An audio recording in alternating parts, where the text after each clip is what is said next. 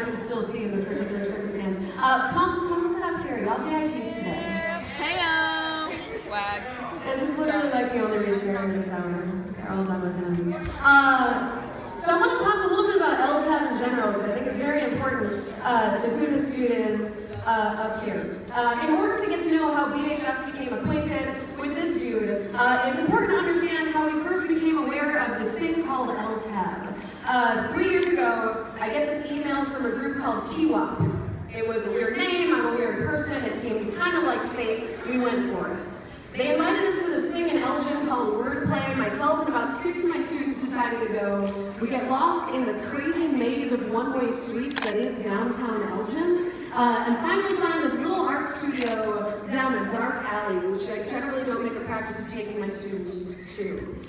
We were soaked because it was also raining. We were the only ones there, with the exception of the hosts. Diana, Corey, and some hippie kid with no shoes on, whose name was Adam. After about a month of going to these wordplays, he invites me to a coaches meeting at Columbia College for something called Louder Than a Bomb, which I was 100% clueless about. But I decided, I have no life, I'll go. Later that week, one of my kids comes up to me after school and says, "Yo, Batz, we watched a video of Adam in Mr. Kim's class today. Did you know he was like a thing?" I had no idea he was like a thing, but apparently that Bartlett kid without any shoes on was Adam Gottlieb. Make some noise if you saw him first or second hour yesterday. Very proud. So I go to this coaches meeting at Columbia, totally aware of my own personal ignorance, which happens more often than I'd like to admit, and I see this dude behind me. He's walking around, shaking hands, clearly a thing. He came up to me and told me he was Kevin Coval.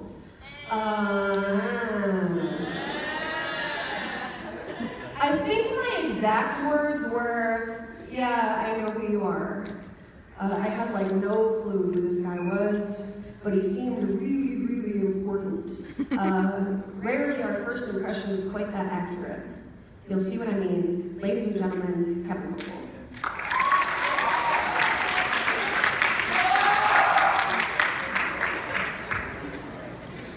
All right. What's good, y'all? You all right? Okay. Yeah, excited to be here. Thanks for your time this morning. I'm gonna read a bunch of poems, and then my hope is we can chat. I'm also gonna talk. I mean, we'll see what it is. But you know, I grew up not far from here. I came up.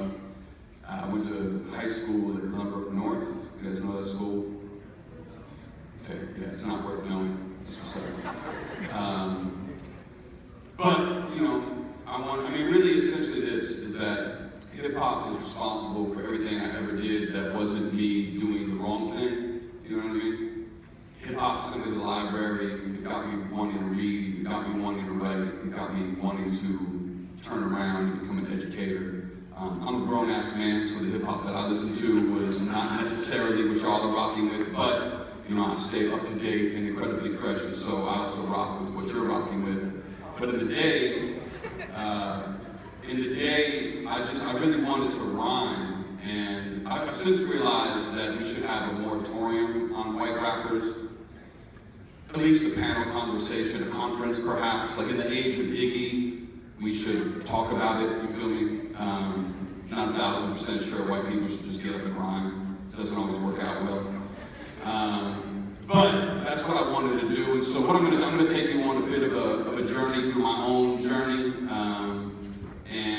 and get you up to date with where I'm at, and then we'll be able to chit chat. So this is like, you know, I mean, I've been listening to hip hop every day since '86, right? What year were y'all born? Why? That's not a birthday. That's crazy. Why y'all so young? But that's what's up. You know, we need people to continue to populate the planet. I used to rhyme stuff like this. These styles that you will hear will do for you what they did for me, and hopefully give you a sense of self no longer so lonely. No, but I'm not the only kid with pen and pad. I'm scribbling lines around about how I miss my dad. It's like the thoughts you had. Now they're in your hand. Looking back at the rain that came, rain that poured on your lap, my styles away, the gray light, I couldn't sleep or nap. I'd read lines, combine them on the library in the black section, checking facts, answering questions my Eurocentric teachers didn't ask. I cut class to hop the metro, hop the CTA, hop the record shop and grammar bone, and took up the latest tape-top, landed in the B-boy party sometimes in section 8. These styles great.